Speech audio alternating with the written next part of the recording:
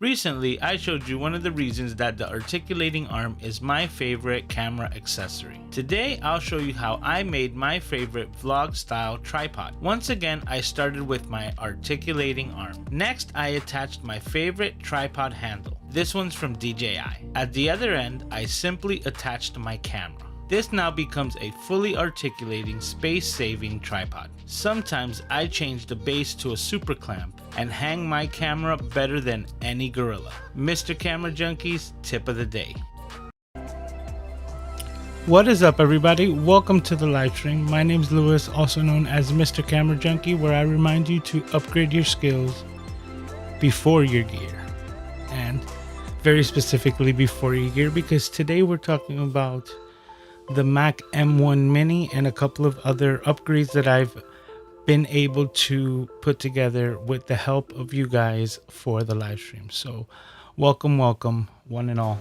Okay, one thing that I was not able to do today was actually get everything done at the nick of time. Today's subject matter is the new M1 Mac Mini.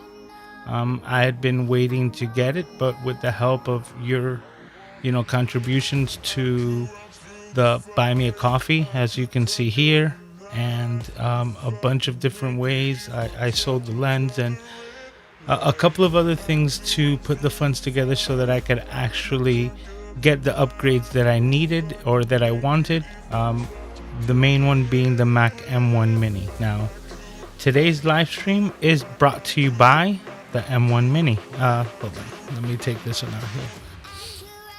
Why do I say that? Because I really don't think that today's live stream probably would have been possible if it wasn't for the power of the M1. Now, I always start every live stream with a tip of the day, which you just saw, but today's tip of the day is a little bit special because I was able to make it today. I was able to shoot it today. I was able to edit it today, finalize it, and literally 15 minutes before I went live, I was exporting that file to be rendered. And this M1 is stupid fast when it comes to the rendering speeds that it has. So I can't even begin to tell you. Everything that I was able to accomplish today was because of the speed of this computer, and everything that you see in front of you is because of it. Now, I've been updating, so to speak, the computer since yesterday when I received it, and I've been doing everything to get it ready for this moment right now, and it's passed with flying colors. I can't even emphasize what this machine is able to do. Actually, I'm still setting things up. Let me move this. It looks a little high for me. Let me see if I can bring down. There we go. Bring down the camera a little bit from what I see. And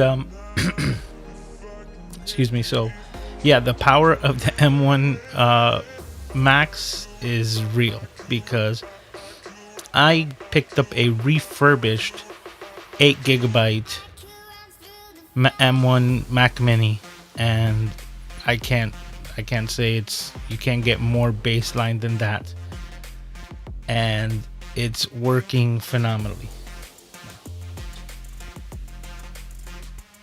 I don't see anybody in here, but one of the things that I was not able to do for today because I was so busy, I came in, I got home at 10 o'clock and did pretty much everything that I needed to do, including the rendering of the tip of the day, within an hour.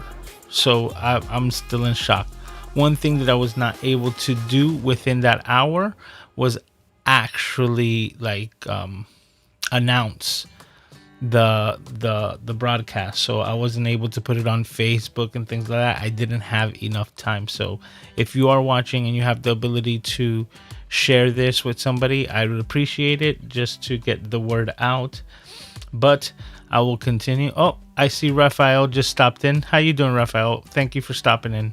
I was just mentioning that I really didn't have the time to put the feelers out for today's live stream like I normally do on Facebook and things like that, because everything was crammed into this last hour. I got home at like 10 past the hour just right now. So I'm surprised, and it's like I said, all because of the M1. This thing is a beast. I'm just disappointed that I waited this long, even though I was doing it frugally, but waited this long because the amount of time that it's gonna save me, I can't even imagine. I was able to render today's tip of the day in less than an hour.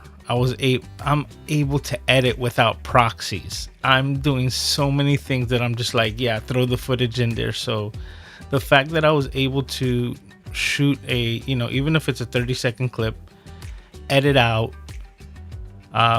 and how I do my videos after editing, you know, shoot the B-rolls for the parts that I want to add in there, then throw those in, export the audio, master the audio, throw that back in, add music, and then render out the entire clip, and all done in like within the hour. That's just, oh, is that even on? There we go. See, not even all my faders are up right now, because the simple reason that I got it in by the chinny chin chin, right? By the hair off my chinny chin chin, and there's plenty there. So, but with that being said, another thing that I was able to do with this, because of, like I said, the support that I've gotten from all of you guys through the Buy Me a Coffee, and I was able to sell my 10 to 18 millimeter lens to be able to pick up the M1, and I also grabbed a DBX 286S microphone, preamp, noise gate, excuse me.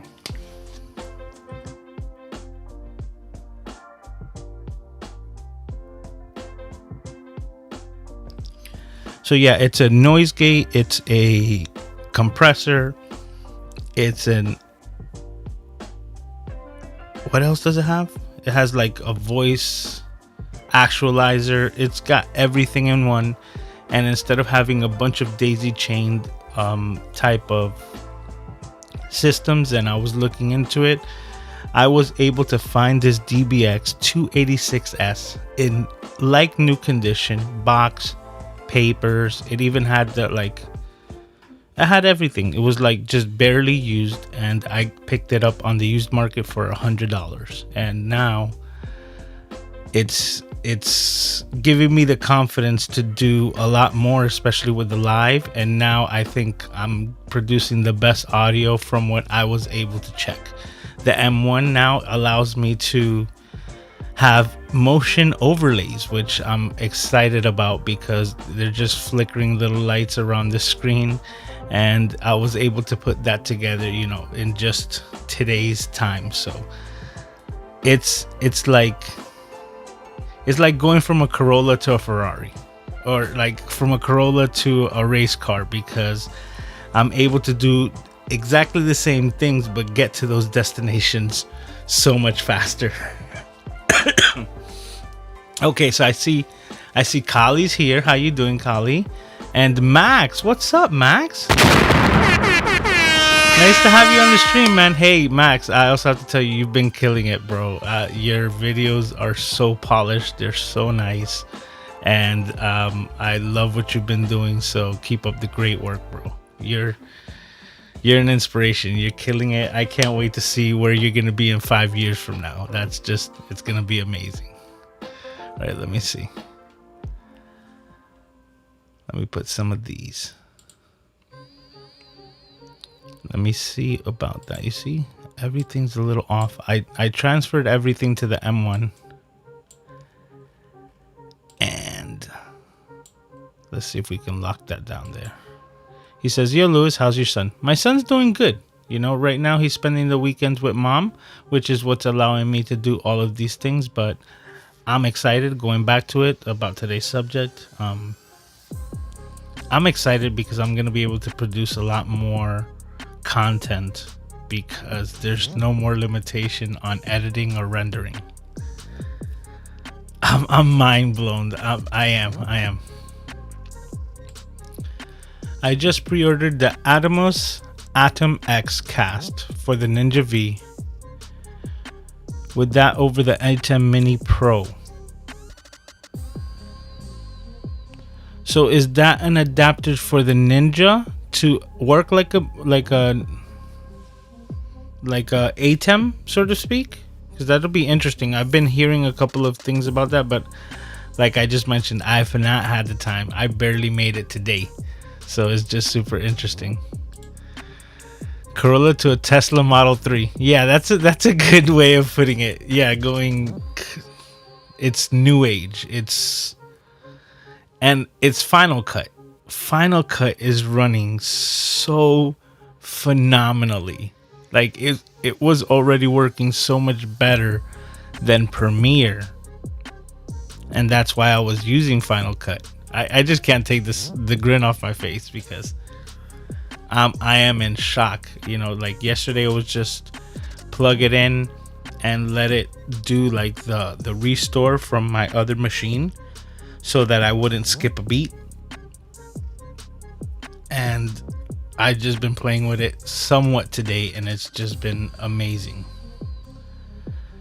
So yeah, I don't think, you know, and this is the crazy thing.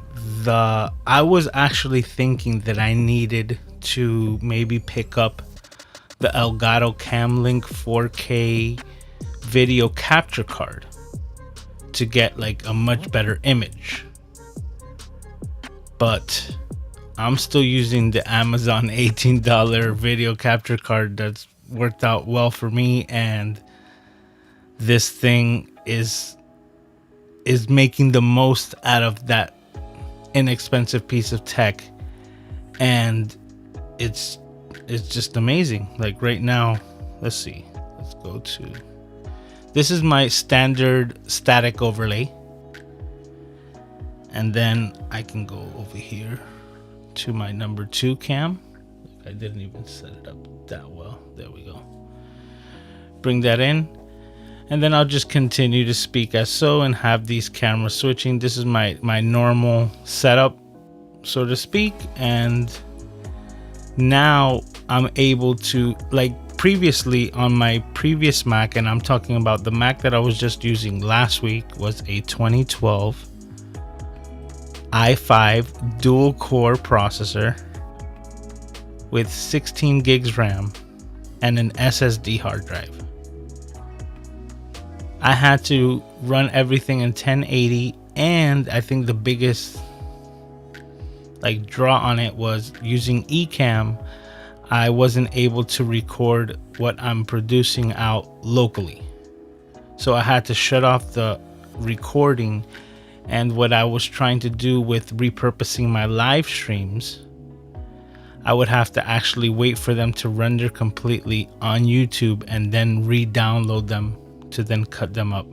And I've tried to do it a couple of times, and then it just takes too long with my previous tech. Now with this new machine, I'm able to record the file directly, so I don't have to wait for YouTube to render the file. I have it right there. I can throw it right into Final Cut, which is running phenomenally, and then repurpose the live stream as I see fit. High quality audio, high quality video. I don't have to worry about, you know, compressions of YouTube, and it's just working phenomenally. So I'm just ecstatic. On top of that, the fact that I was able to create another shorts video, which is going to go into my short shelf, and I was able to do that today with all of like the hustle and bustle of work and being pulled in. Like I was just fixing an iPhone less than an hour ago in Hollywood Beach, and then I'm just like rushing to get over here to finish an edit that I was going to use on a live stream for today, and all of that was possible because of this machine. So I'm just still in shock and amazed. I'm grateful, you know, I'm grateful to be able to have pick this up. But now I'm just like ecstatic because I already see what the future is looking like, and oh man, just I can't wait. All right, let me go back to the chat. Okay, Max says, oh, thanks so much, dude. Okay, Kali's got a question here. Says, I'm still in search of a used A6100, 64, 66. What recommended best prices do you suggest in copying pre-owned gear from places like CL and Facebook Marketplace? I'm not sure what CL means. Craigslist, maybe. Yeah, Craigslist. I don't know. You know what? Craigslist is probably like the shadiest one for me, even because of the method of communication. Like, Kali, I've mentioned this before. My favorite app besides Facebook Marketplace is OfferUp. The reason why is because you can have complete conversations and negotiate the items that you're going to purchase without having to give any information whatsoever, and you have an entire chat system built into the app.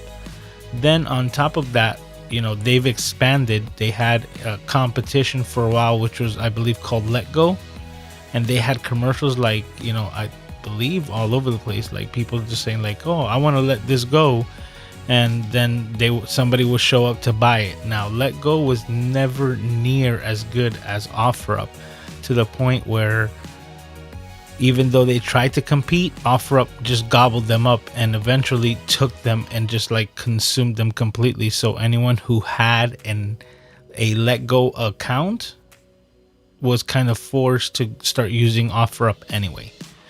Now, after that, now you can find, you know, items that are shipped to you. So the way that it works is that you put your money into the account of OfferUp, and they hold it kind of like in escrow. And once you receive the item that you purchased, you have, I believe, 24 or 48 hours to make sure that the item is okay. And if you're going to keep it, then that's when you will be charged. That's when that person will receive the money and the transaction will be final. If not, then I believe you have the ability to send it back, and then you're not charged.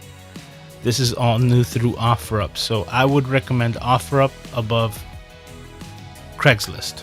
And then Facebook, I also recommend, because of the simple fact that it's Facebook. You can tell how long the person's been a Facebook user, and you know they're going to be shady. You know, they're kind of forced to put their face behind whatever it is that they're selling through Facebook, so that's why I like it. And I don't have a problem with meeting people, you know, like face to face at a gas station or anything like that. So that's been a benefit to me, you know. Peter Gregg was talking about how I get so many good deals on used gear. And a quick tip, you know, a pro tip on getting good gear at a good price on the used market is know the gear, you know. And I'm a camera junkie, so how I know what is good and what isn't, I'm able to find certain deals and pick up great, you know, pieces of gear off of people that don't know what they have. For example, here, let me grab the camera here.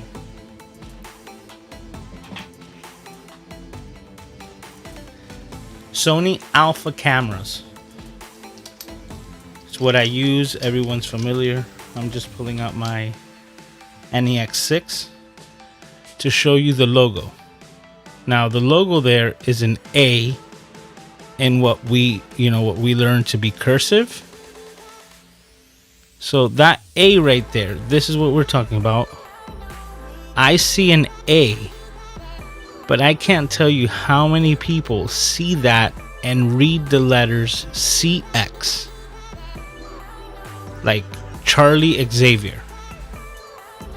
So even though I know that's alpha, there's a lot of people who will see that and see a letter C and an X. They don't see the letter A that's being put there in the ribbon form for alpha.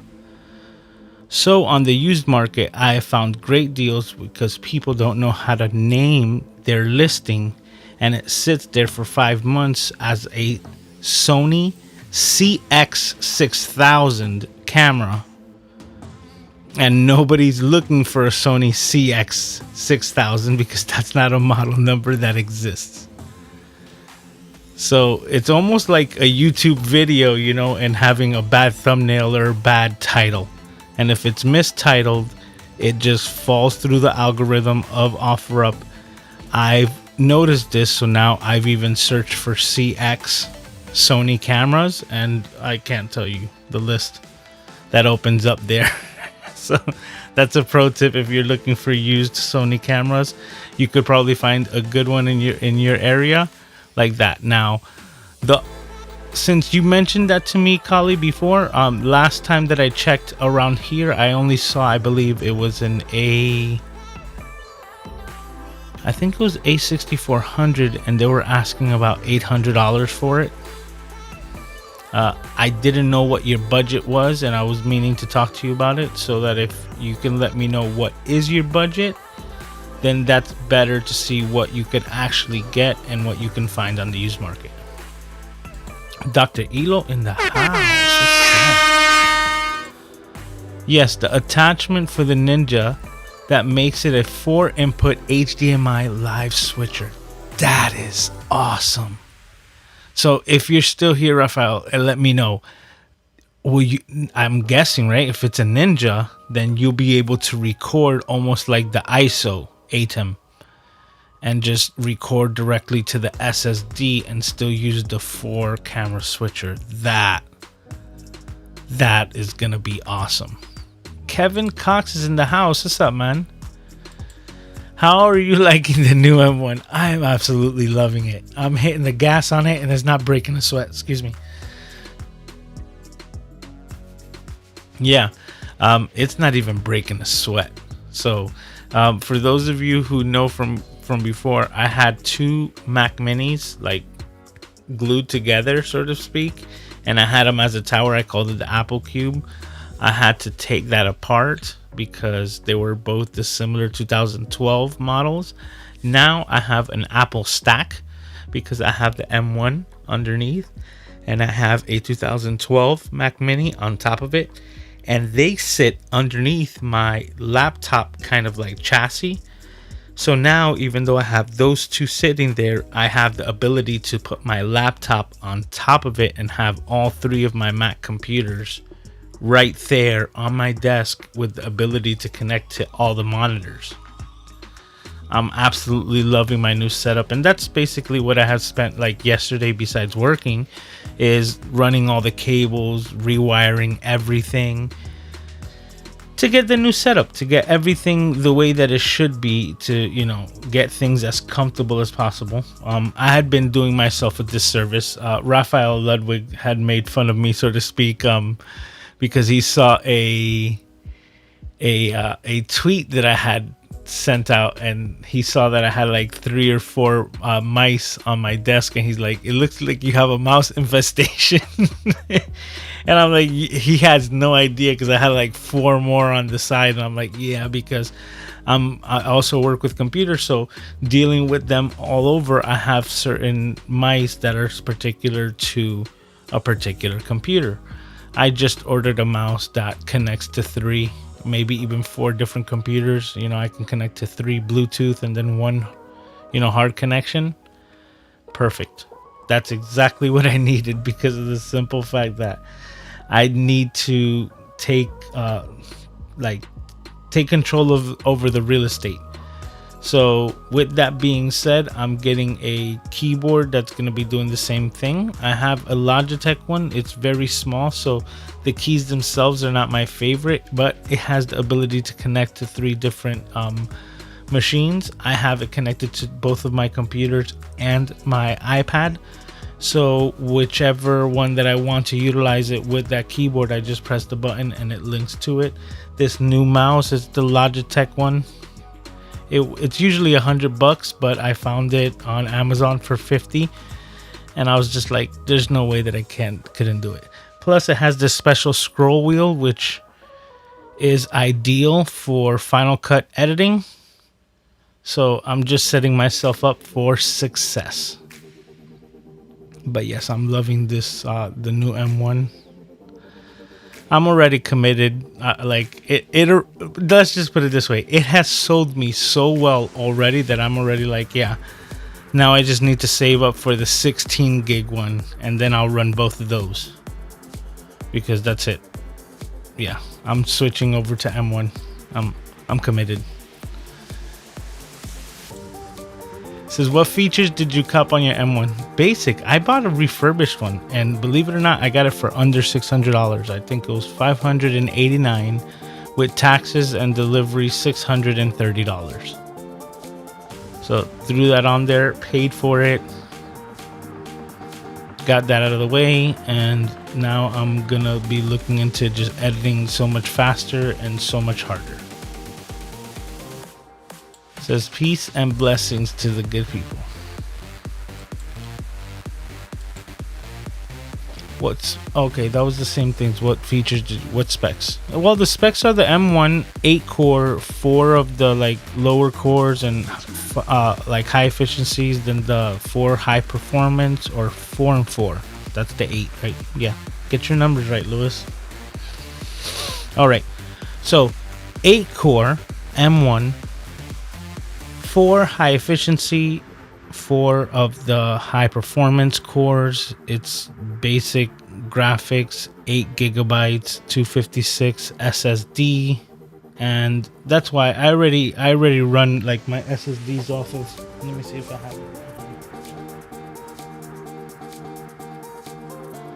have it. I run my SSDs, like I run full size SSDs off of like the cable connectors. I can't even find anything.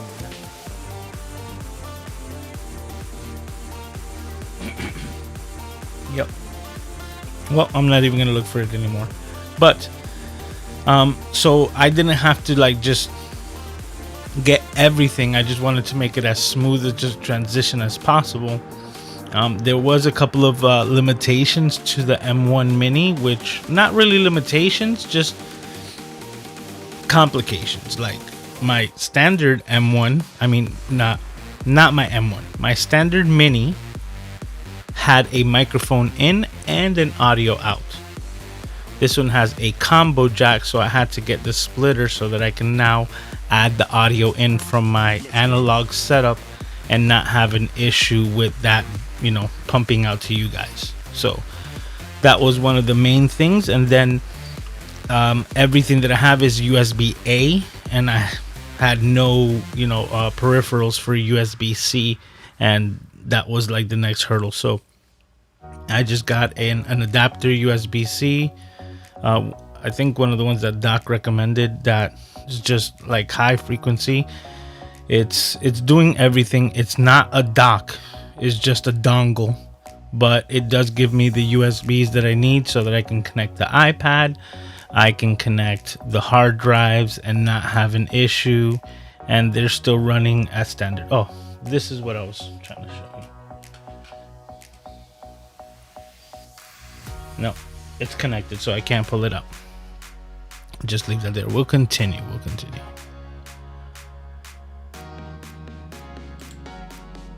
It says base model M1 is amazing if you can get the 16 gig RAM. Yeah, I couldn't. It wasn't available through the refurbished store when I went to go buy it just earlier in the week. So for that reason, I was like, I'm gonna grab what's available. I'm not gonna wait. I'm just gonna get it in. And I'm super happy. Like, that's what I said. If I was able to work with the 2012, what is the 2020 brand new technology gonna do? It's only gonna blow my mind that that's exactly what it did. Spoke Audio, what's up, Robert? How you doing, man? Nice to have you here. Thanks for stopping by. Okay, I'll try OfferUp because I ain't trying to meet up with nobody. Yeah, and OfferUp does have the ability to, like I said, to buy and have it shipped to you.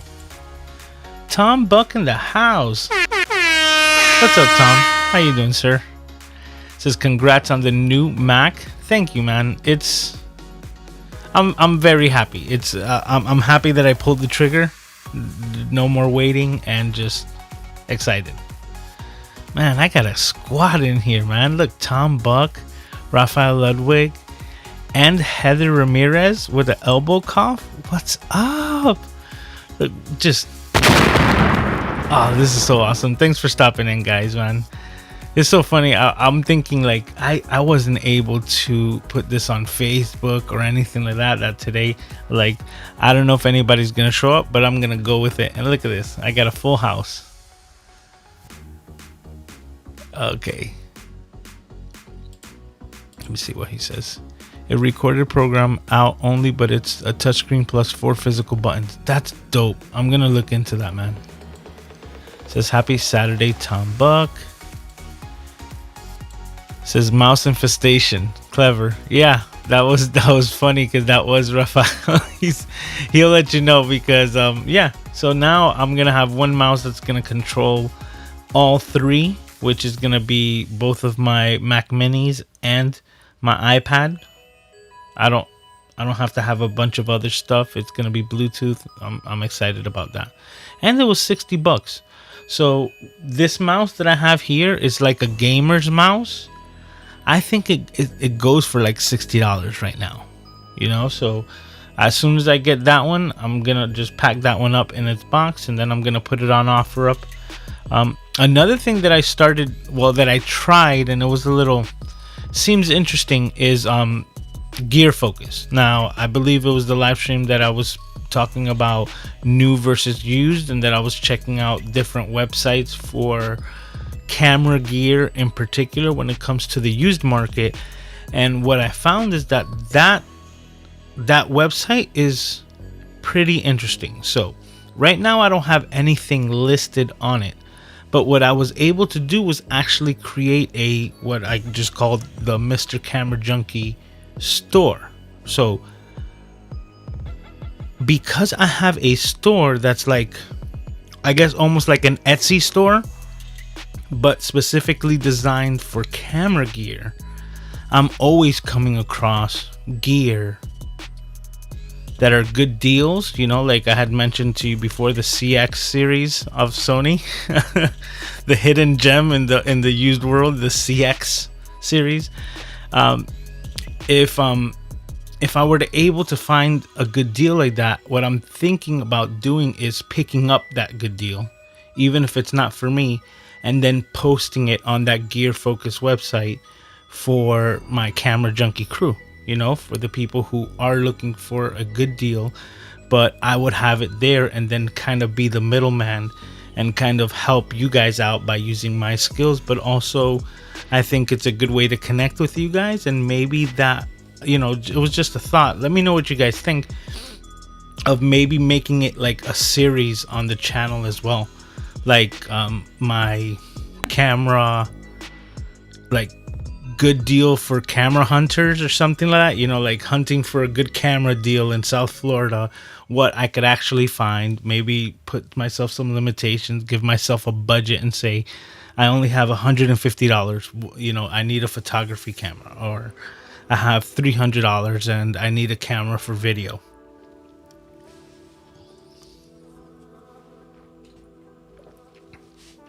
So I was thinking of things like that to add to the channel, and then after actually having the gear, be able to put it onto that website so that people can pick it up, which will also fund the next chapter in the hunt for the good camera gear, because that's what I do. Like right now, I just picked up a couple of things that I needed here for the live stream, but what I did was I sold my lens, because you know how they say one hand washes the other. All right, let's get back to the chat here. Says Heather, yay, congrats on the new computer. Man, it's just running so good. And the fact that right now it's running 4K, right? Let me make sure.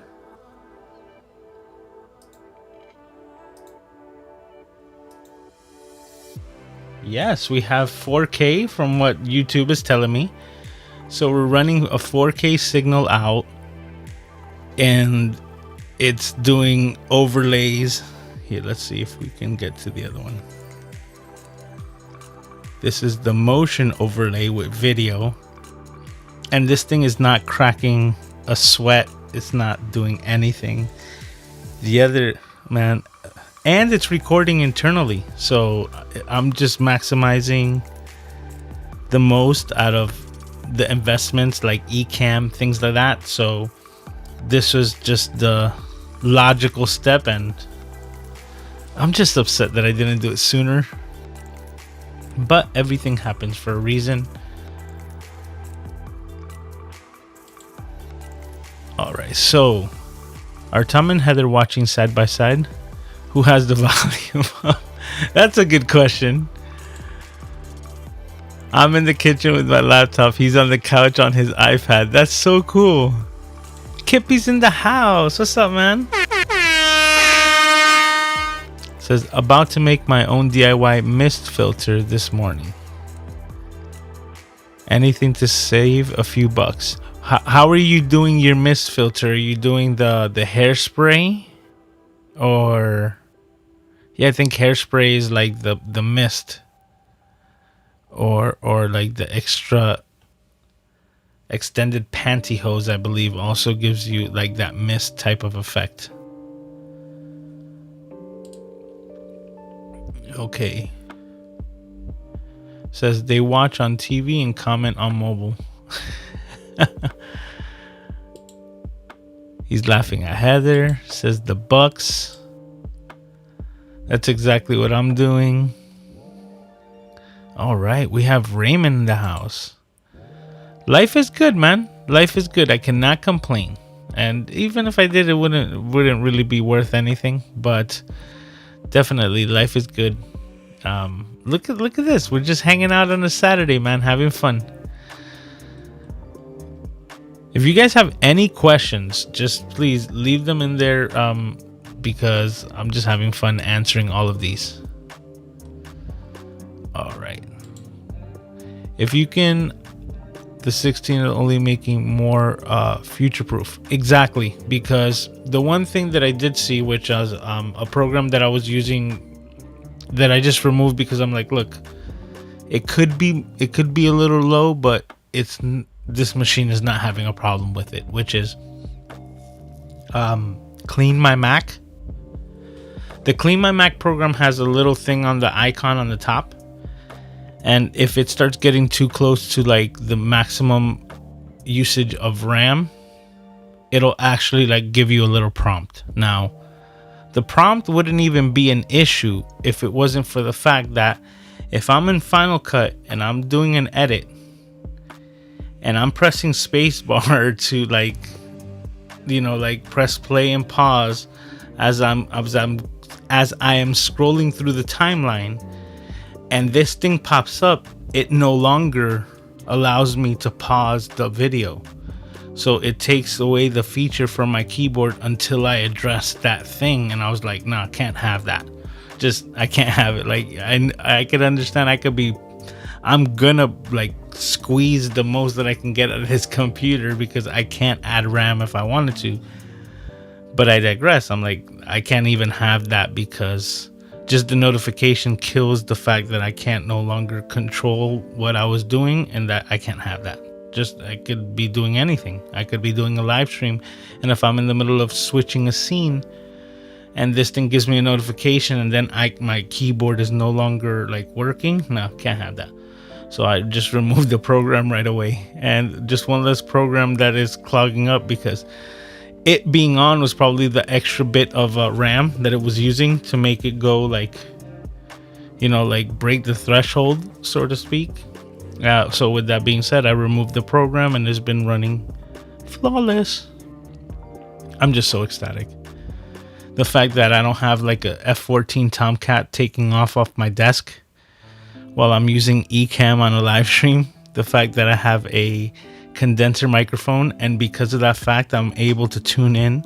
Like, I don't know if you guys noticed, no extra pop filter today because it's not needed. This little pop filter is everything that's needed because the microphone is good enough distance away. I'm not like killing it with pulses because of the simple fact that it's tuned incorrectly. Now, I still want to tune in the DBX a little bit more. I want to go into the Ecamm live community, on Facebook, and just ask, you guys to help me tune it, fine tune it. But as of right now, I think it just sounds great to my ear. I did a couple of recordings to the computer and I tested it with it on, with it off, and I was like, wow. I didn't think it was going to be that much of a difference, but wow. And because I understand audio like in an audible way, not so much in a digital way, and I'm not familiar with DAWs, DAWs, or for those of you who don't know, digital audio workstations. I'm not too versed in that aspect, so I'm able to dial in these physical, analog knobs and just keep testing it with the headphones in my ear until I'm able to say like, okay, that sounds right, that's about, and not really even looking at numbers. And that's what I was able to do to get the sound that you're hearing right now. Just really happy. I can't say I think I picked up two of the ideal things. And once again, I go back to the fact that I thought that I was going to need to pick up that 4K cam link, which I will get in the future, but I thought that the signal was not going to be good enough, and I've been quite surprised with the new M1. I think everything is looking extra sharp. I don't know if it's looking even more detailed, like it's making the most out of that video card, which it could even be the operating system. Because this is the Big Sur operating system, which I'm loving, by the way. I'm loving all the little sound effects for all the motions.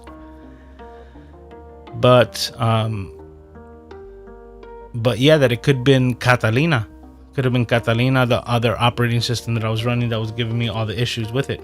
Who knows?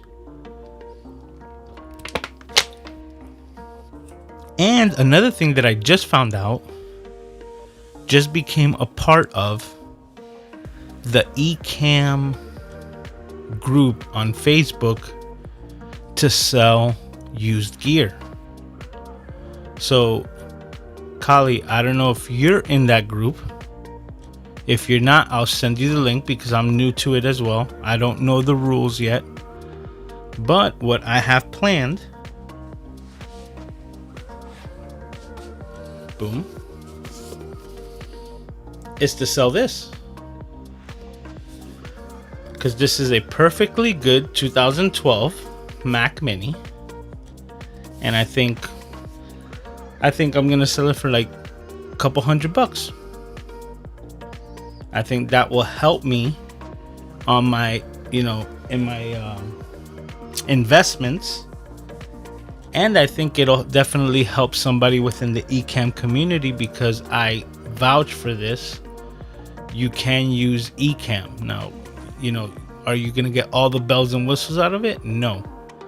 But can you get something like this? Yeah, because I did it last week. So everything that you're seeing on screen right here is what I was able to do with that machine. So I think if somebody is interested and is looking to get a inexpensive but machine that's dedicated for Ecamm, I think 200, maybe $250, I think that's a good deal. I think I have 120 gig solid state hard drive, 16 gigs RAM. Yeah, let me know what you guys think as well. Okay, let me go back to the chat. See, Kevin says, I had the base model and I've never had a single issue. Exactly. Ask Tom, he said the same thing. Hi, Lewis. I got my shirts yesterday. Love them. I just got an M1. I'm only hoping I can switch back and forth to PC with a KVM. I'm waiting on one more cable to see if it'll work. That's cool. Let me know if the KVM works with it. But that's mostly to switch one monitor. If the KVM doesn't work, right, Sly? If the KVM doesn't work just because it doesn't want to connect to both, but it just depends. If it's an HDMI KVM switch, it shouldn't have a problem. It should switch between that and a PlayStation, anything that it's connected to it. The only thing that would really matter is how the keyboard and mouse are connected to the KVM. Now, even though I had, like, the last KVM switch that I've used was still hardwired to the monitors, right? It did have USB for keyboard and mouse, and I was able to just plug in wireless and have that working for both. If it doesn't work out and you need two separate monitors to run the two machines, which I don't think, but if you do, there is like the option that I had mentioned earlier in today's broadcast, which is talking about, like, look, this is my Logitech little, I don't even know what the model number is, but here. This is my Logitech keyboard. You see these three numbers right here? Those represent the three different computers that I'm able to connect to. So whenever I go to use this keyboard, I just press the number of the computer that I'm going to use, and then it connects to it, and that's it. Now, the mouse that I just ordered does the same exact thing. So I'm going to be looking for another keyboard similar to this, but if not, I'm probably going to be using that keyboard with that mouse and eliminating my my rodent infestation that I have on my desk here. Excuse me, I'm getting a dry throat.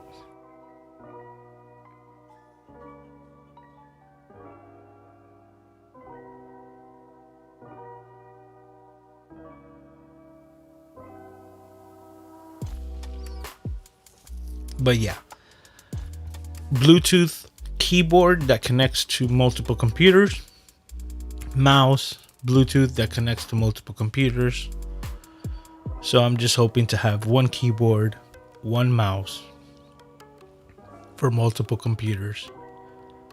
I do have multiple monitors, so I'm not worried about the KVM in that aspect. But definitely that's me taking control over my desktop again. Get rid of the infestation. Wow, you got yourself an M1. I really need to get that MacBook Pro once it gets out, because I'm struggling with editing my R5, and ironically I'm using my EOS R and R5 in HD. Kippy.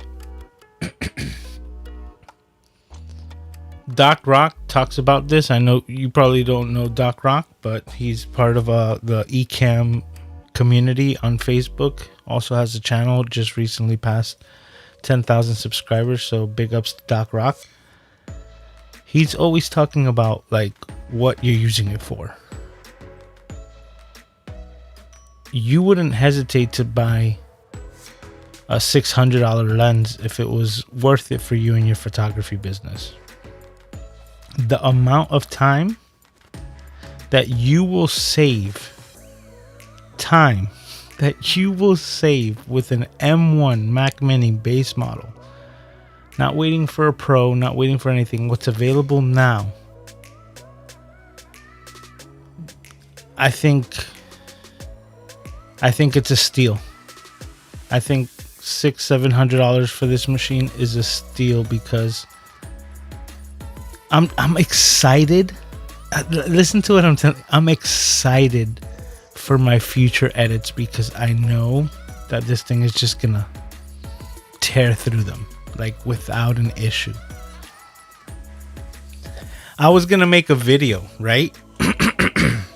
And this is straight up, I have like the notes of just the idea written down of Final Cut Pro.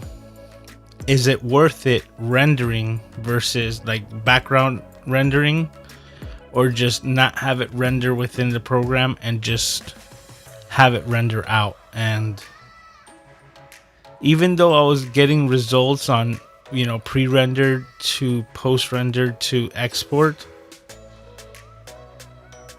this computer nullifies all the work, all the research that I had already done, all the testing. It just does. And I say it with a smile, like I had an idea for a video, I had results that I was putting together.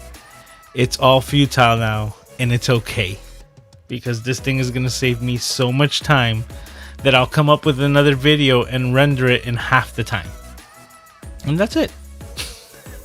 That's what it comes down to. So I recommend, if you're thinking about it, grab the M1 right now, the mini, and I think that you can expense that probably within your next 2 photography gigs, and the amount of time that is going to save you in edit, you're just going to be pulling out your hair thinking like, why didn't I do this sooner? Because it's going to take you away from the computer side, which, if it's like me when it comes photography editing, the most fun part is taking the pictures.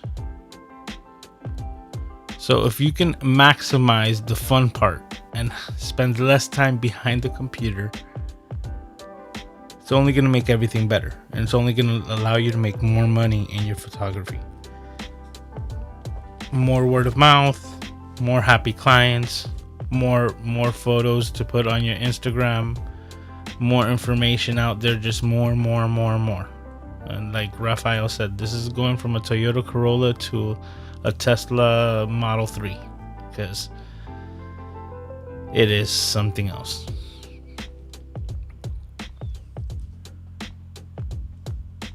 It says using hairspray and recording the process too for my neat videos. Nice.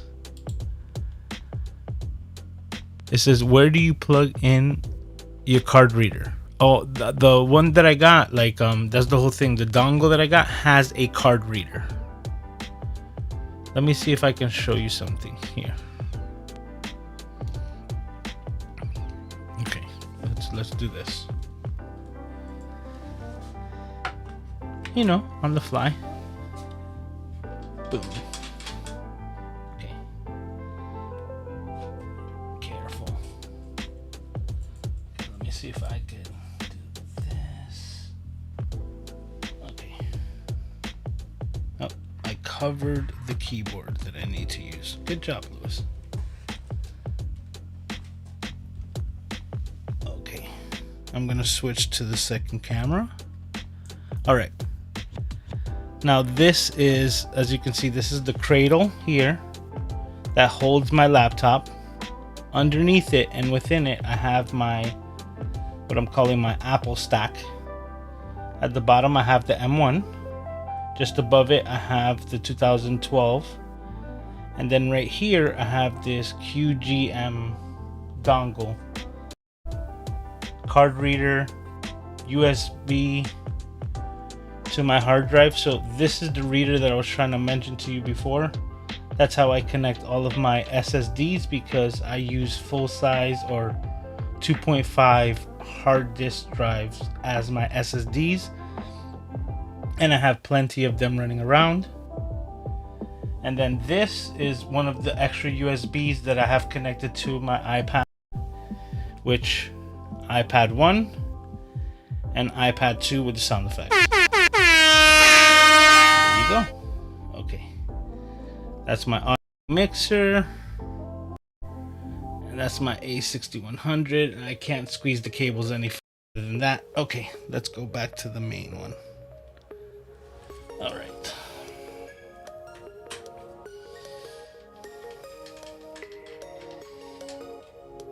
There we go. Let me see if we're good enough. All right. So that's exactly how I'm running it, Sly. That one dongle. Oh, and I forgot to mention up front, it also has an HDMI, which I have connected to the second monitor over here. And I was just testing it out.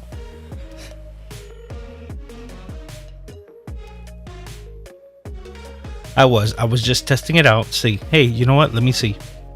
And I connected everything to this dongle, and everything worked flawlessly. I ran an iPad being powered and connected to Ecamm, And I ran 2 of those hard drives just like that, because I have another one running around here with the SSD card in there and the HDMI being pumped out, and I was pumping out full high definition 1080 over here at 60 frames a second without an issue.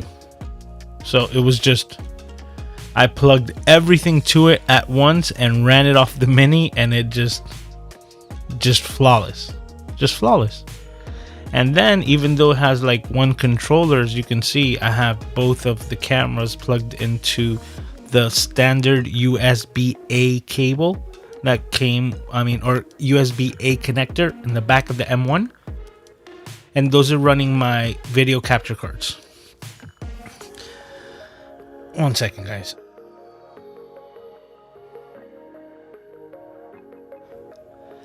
I've just been like hyper talking that my throat is so dry, so apologies.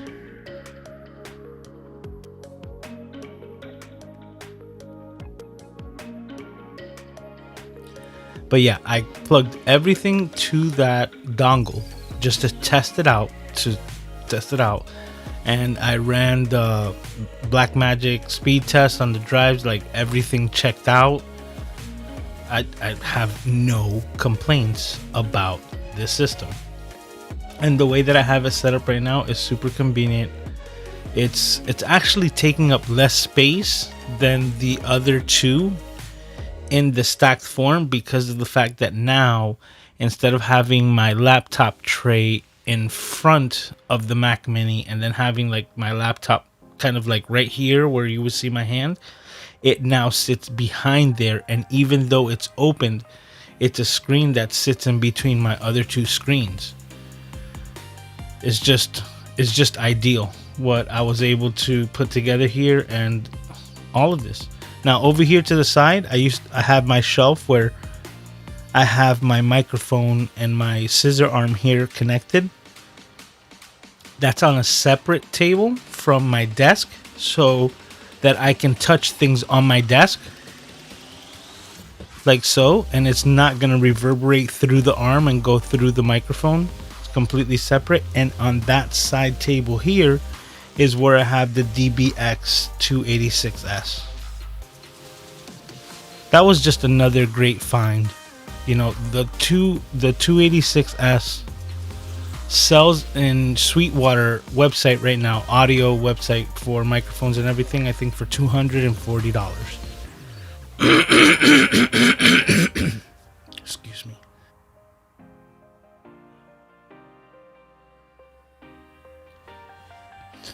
So to find it in like new condition for less than half that price, you know, I was a little reluctant, but I was like, you know what, let me just pull the trigger, because I know that even if I wasn't able to use it myself, I would be able to sell it for at least what I purchased it for. Absolutely love it. I recorded that video, the one that we saw today, for the tip of the day with it, and I was surprised that like I almost didn't have to do post audio editing on that file. It was just like good to go straight from the camera. Levels, not peaked, not too low. Very good. Super surprised. And super happy with the results. Excuse me. Okay. Alright, let me see what it says here. Question: other than 4K and faster autofocus, what reason is this for upgrading my A5100 to an A6100 or above? By the way, I stream with the A5100, so you know how it looks. Thanks. Honestly, there isn't.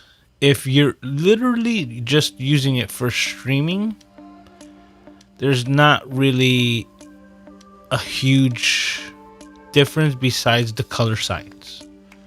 So, and let me take that back, the color technology, because it's not science, it's just technology. So the color technology in the newer cameras, like right now what you're seeing, basically you can just use it straight out of the box, and I see a difference. Like the skin tones are a lot better on my A6100 than even my A7R2.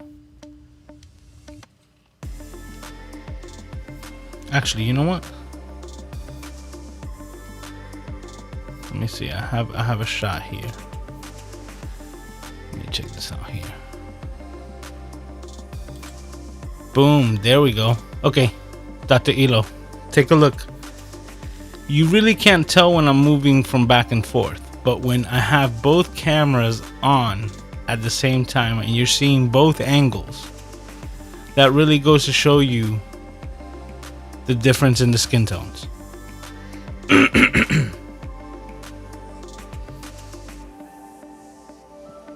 Now, lens has to do with it as well.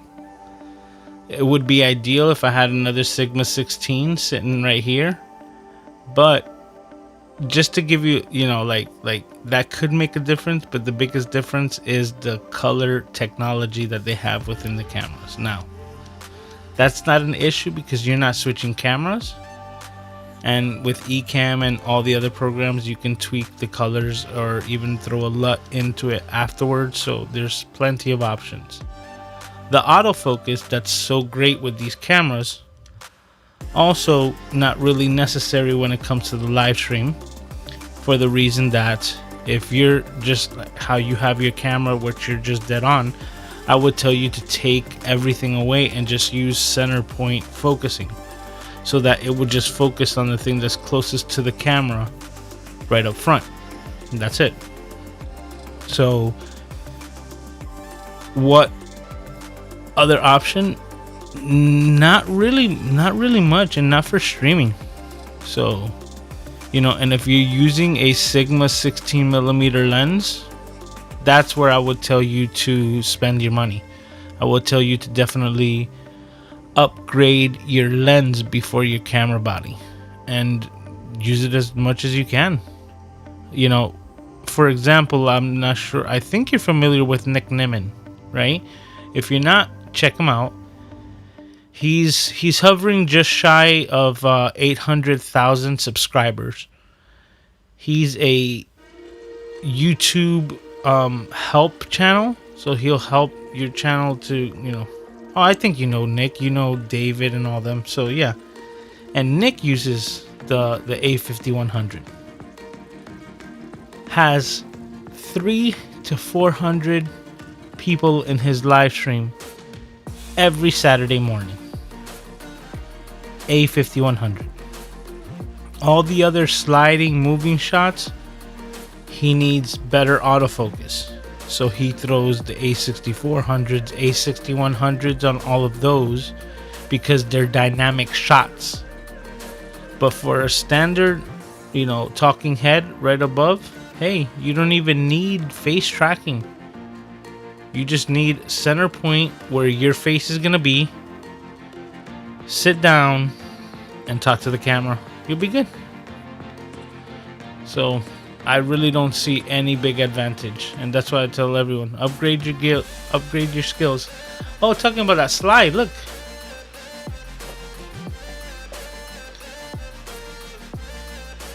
I wore the shirt today, and man, I gotta say, I really do like the material. I was driving and I was like, oh, it doesn't feel like I'm really like wearing anything, you know? I just felt really comfortable. So these shirts are very well done. I'm very happy with the quality of print, and yeah, they absolutely delivered. So shout out to Sylvia and Andrew Nixon, Press and Sew, for the shirts. If you guys are interested, this is the first design called, you know, Upgrade Your Skills, and I'm working on future designs for future like slogans and things like that are all going to be available through Press and Sew.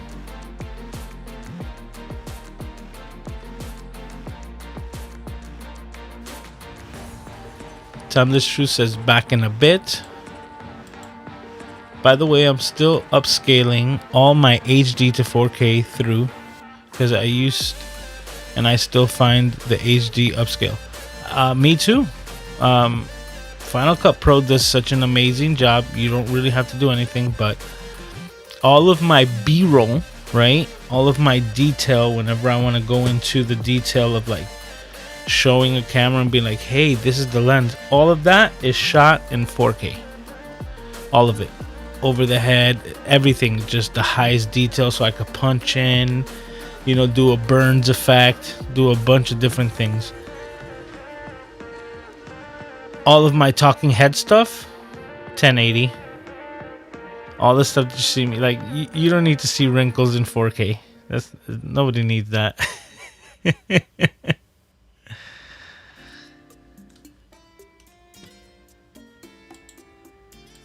It's still working for, but yeah, M1, super tempting.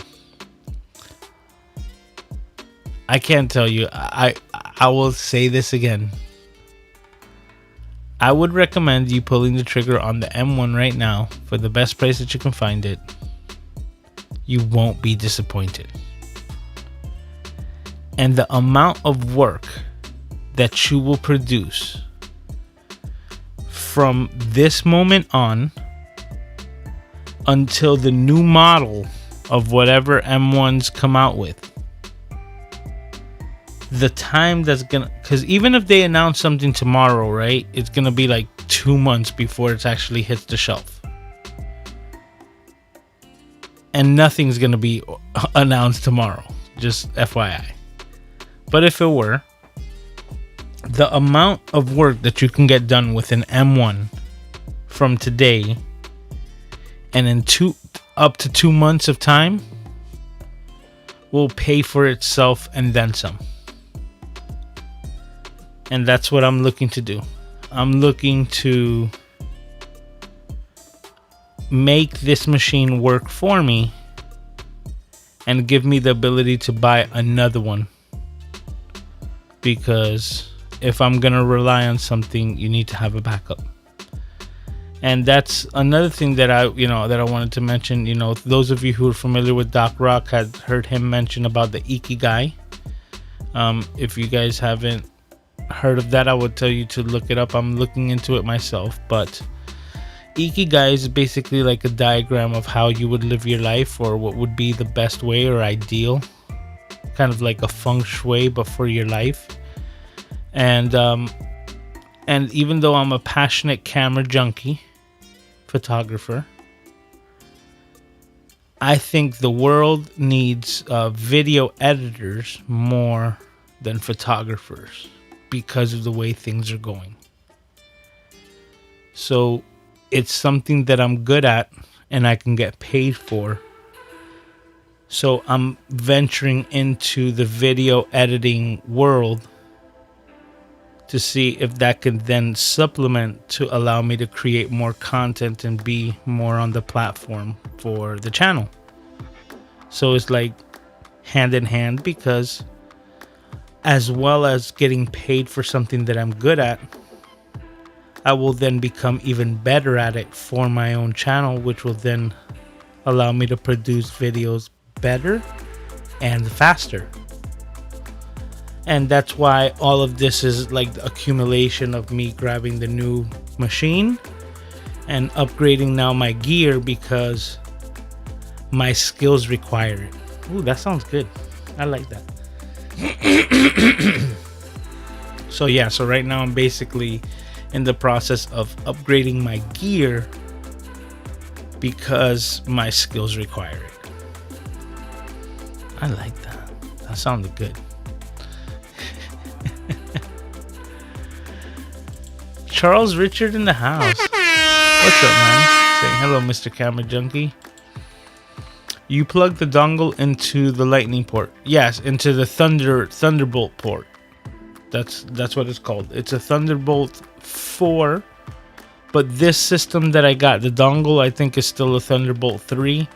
There really wasn't any difference when it came to the dongles. Now, if I was running an external hard drive or something as far as like a dock, then there is a difference between, you know, connection speeds up to 40 gigabytes per second or something like that, which is ridiculous. But right now, for what I needed it to do, and this dongle is working fine. Like I said, I tried to break it to see what its limitations, and so far it's not showing me any limitations whatsoever.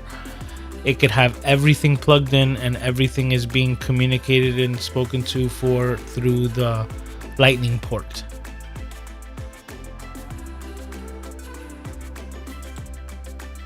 By the way, you do editing directly off of your SanDisk SSD. Do you find it laggy at all doing it that way? No, not at all. No.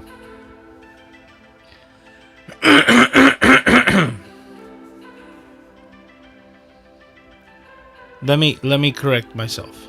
Let me make sure. No, yeah. Like right now, like the edit that I just did, I just wanted to make sure, yes. On top of doing the edit on the SanDisk, like the host file and everything is held on the SanDisk. So when I open up Final Cut Pro and I go create the new project, I'm creating it in the hard drive. So it's not being done on the internal SSD.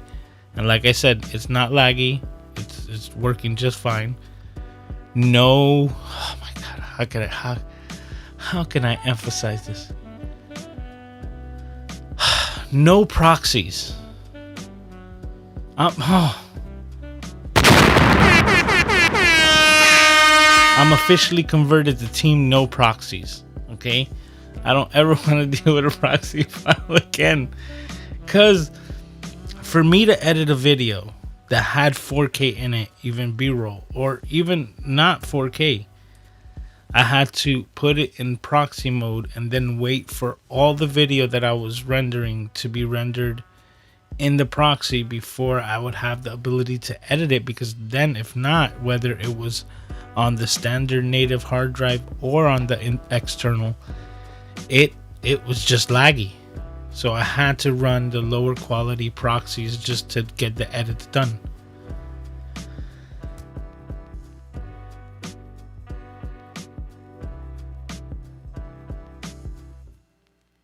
I got like something stuck right here and just keeps going up and just anyway.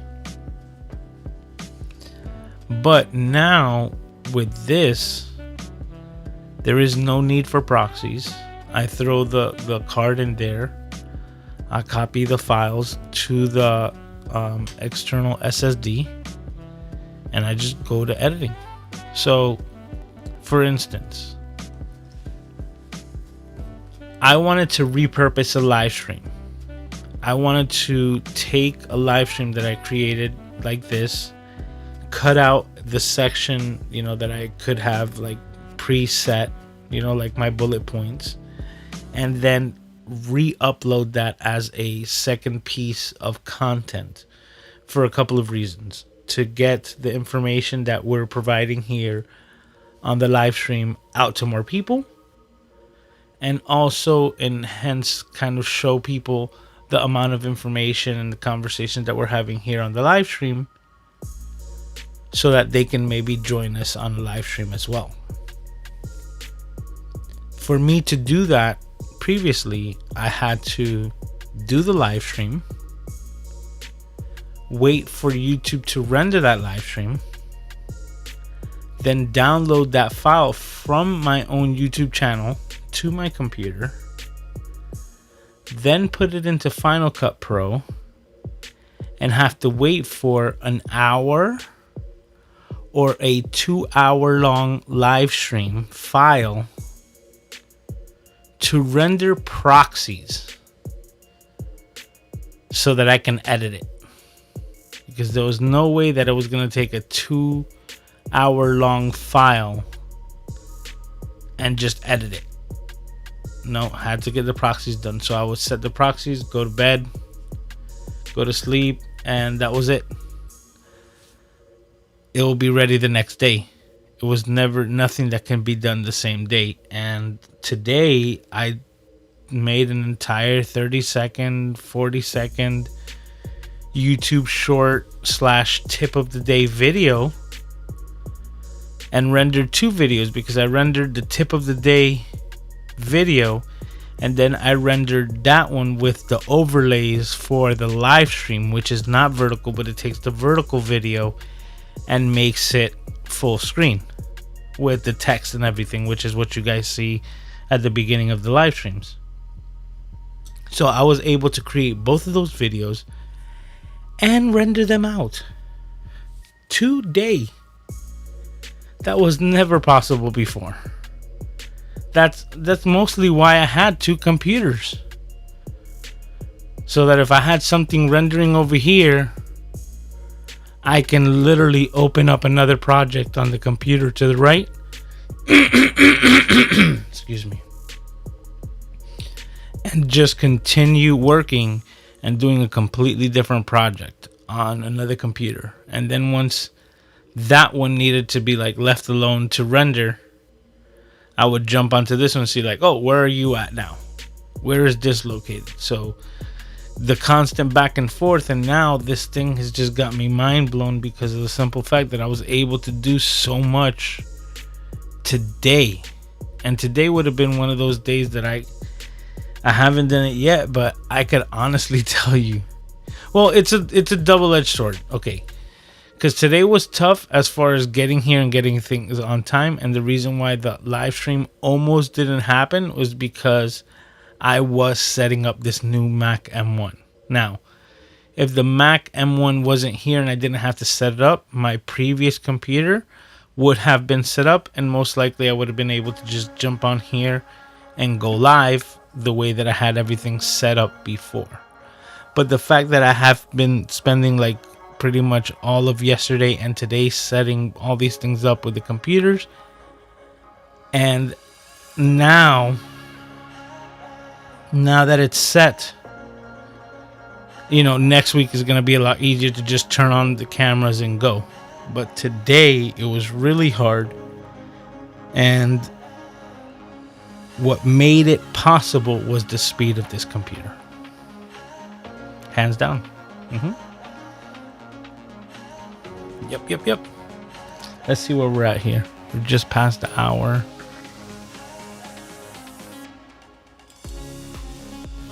Dr. says, thanks, Lewis. I appreciate it, bro. I have the Sigma 16mm. The Nimmons are awesome. They are, bro. Those are 2 dudes. Look, I followed Nick Nimmin, right? Because he was the one who hit my algorithm, and he was presented to me. I found his live stream, and you know, the rest goes out there. Part of the Neminati now. That's just the way it is. Had no idea he had a brother, because for those of you who don't know, Nick Nimmin has a brother, D Nimmin, who was off on a vacation when all of the lockdowns started happening, and he's been basically locked in Mexico. And he normally lives in Malaysia with his brother. So I had no idea, and because of the lockdowns, he had never been in the studio with his brother for that time. So me knowing Nick and not knowing D, and then being made privy of his brother and D Nimmin, I then followed D, followed him to a live stream, and I started vibing with D Nimmin. Like, you know, I just started catching him like, okay, you know, guy seems pretty cool. And somebody in his chat asked him if he was Nick Nimmin's brother, because he had never heard of D Nimmin. And he's like, D Nimmin? Have you ever heard of Nick Nimmin? Is that your brother? And that was the question. And D just looked at the camera straight on and say, never heard of him. And just kept it going. I laughed so hard. Like, I was just like, that was just the best answer. And ever since there, he was like A-okay in my book. And now, I don't know. They're just the bomb. They both hold like the same amount space in my heart because those dudes, they're just awesome. Nick and D, shout out to you guys.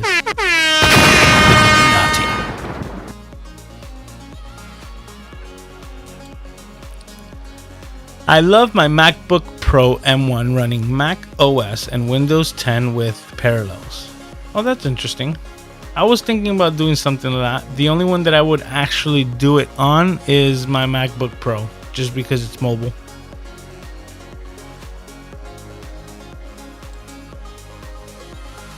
We'll try Windows 11 beta when it comes out. I think it's already out.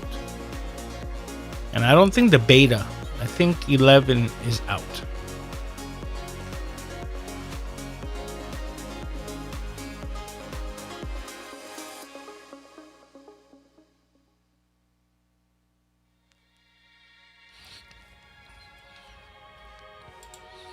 My remote live stream is beginning to produce a substantial income. Nice. Congratulations. And Kippy saying amazing, man. I'm not sure about what, but maybe the computers, because that's what I was talking to you about. All right, everyone. If you have any other questions, please leave them in the chat right now, because I am going to be closing things out. We're just past 12:20. Been going for a little bit over an hour and 25 minutes. As always, I appreciate you guys because your time is the most precious commodity for all of us, and just so appreciative of everyone who's supported through, you know, being on a live stream, leaving a message in chat, a comment. Like, the comments are starting to come in a lot more on my channel, and I'm getting to all of them. Facebook is a little weird, so I'm just letting everyone know that, you know, if you've left a comment on my video, if I see it, I'm responding to it. A lot of times, and it's been lately, but a lot of things have been going weird on Facebook, on YouTube. Why am I saying Facebook? It's because Facebook's always tripping, but I digress. On YouTube, if you've left a comment, I've seen some comments come into my phone, right, through the YouTube studio, and then when I go to look for the comment on the video, it's not there, and I don't have the ability to reply to it. I check to see if it's in my, like, held for review or anything like that, and I don't see it at all. So if you've left a comment and I've seen it, I will reply to it. I have replied to it. But there's some comments that I haven't seen, and I know this for a fact because it was just like a couple weeks ago. I got flooded with a bunch of comments from my videos, and they all came in at the same exact time, but from like all different times. You know, some of them were like 2 days before, some of them were 2 weeks before, some of them were 2 months before. One of them was even a year ago, and I'm like, why am I getting this message now? So YouTube's been a little, but I digress. With that, if you've left a message and I seen it, thank you. And if it's there, I will reply to it. And that's what I'm at. I'm taking like just the same amount of time that I would dedicate to like answering emails to answer my comments and things like that. So yeah, and things that I forget to say, you know, hit the like button if you forgot. If you haven't done it, hit the like button. It's much appreciated. And I think that's it. Let me see if there's anything else. Nope, everybody's just saying bye. I've got 3 out of 4 magic bulbs programmed, but I can't get the 4th one to show up on the Wi-Fi. Any suggestions?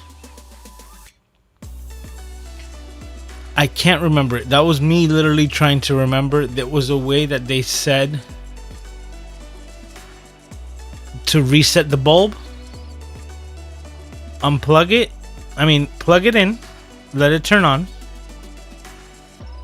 Once the light is fully solid, unscrew it and, you know, like kill the connection. Plug it in. Let it do it again. Unscrew it once again So you do that twice, and then when you screw it in the third time to actually get it to connect, it would have reset and give you the ability to connect to it.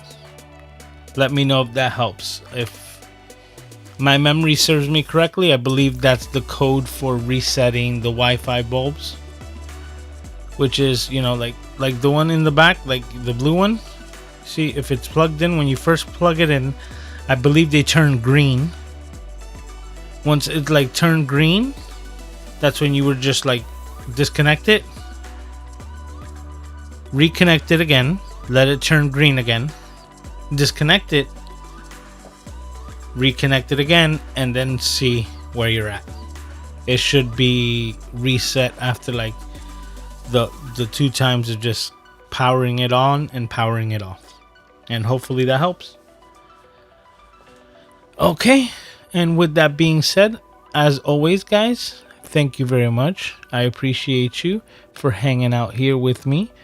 As always, I will be doing it all over again next week. Maybe I'll go over the DBX a little bit more and what I was able to do with that system, because it was pretty interesting how it is a preamp. I no longer have to use the phantom power on my mixer, and my mixer now is consuming a lot less power for the music and everything else. The audio is so much better because it's coming in like as a dynamic signal, and this inexpensive and cheap mixer doesn't have to produce the power to do the audio signal. It just has to route it, and with that, it's been working a lot better. So been happy with that. It's just another piece to the puzzle. And yeah, as always, I tell you to take care of yourself. Have a great week. Be safe, and I will see everyone next week right here, same time, same channel as always. So thanks everyone, all of you in the Camera Junkie crew, for hanging out, and I will see you next time. Recently, I showed you one of the reasons that the articulating arm is my favorite camera accessory. Today, I'll show you how I made my favorite vlog style tripod. Once again, I started with my articulating arm. Next, I attached my favorite tripod handle. This one's from DJI. At the other end, I simply attached my camera. This now becomes a fully articulating, space-saving tripod. Sometimes I change the base to a super clamp and hang my camera better than any gorilla. Mr. Camera Junkie's tip of the day.